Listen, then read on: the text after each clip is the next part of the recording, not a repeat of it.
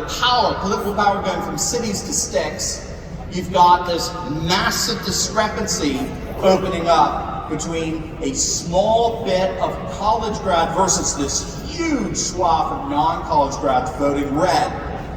And then, to make it even better, in those rural areas, they're having babies, and in the cosmopolitan urban areas, they're not.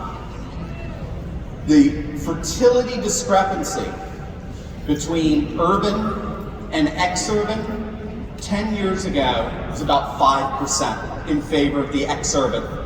So rural folk tend to have just bigger families than people cramped in these one-bedroom apartments in Manhattan. Today, that 5% fertility advantage has shot up to a 15% fertility advantage. That's a 300% increase in 10 years, and it's only growing. Ever since the whole COVID craziness, it's even gotten bigger.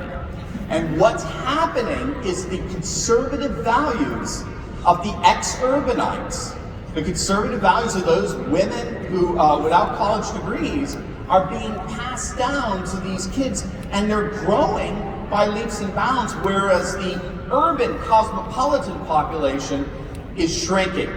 And we talked about this today.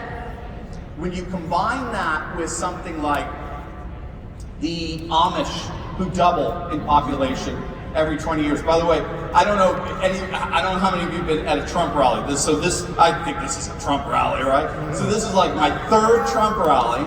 And one of my Trump rallies was in Lancaster, Pennsylvania, where it was like, a third of the audience was Amish. It was amazing. They've gotten very politically involved. They get driven to the polls. It's the most amazing thing. They're all voting Republican. They don't want anything to do with Democrats.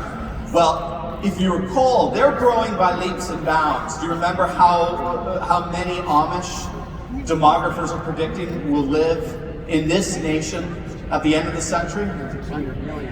300 million. When you combine that with conservative Mormons, who grow by 40% every 10 years, LDS, they vote 99% Republican. They're estimated to be at about 300 million by the end of the century. When you bring in conservative evangelicals and conservative Catholics and you combine all of that, we are just decades away from a nation that'll be made up of 1 billion patriots.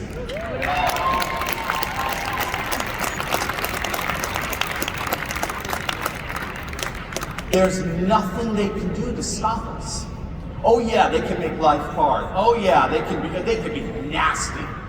No question about it. They can burn and destroy and wreck while they're still in power.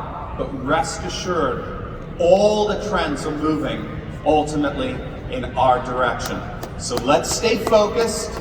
Let's look at the long game. Whenever you're getting dejected and just feeling so defeated, think about those 3 trends, and then that's going to put you right back on a trajectory of victory. There's no way around it.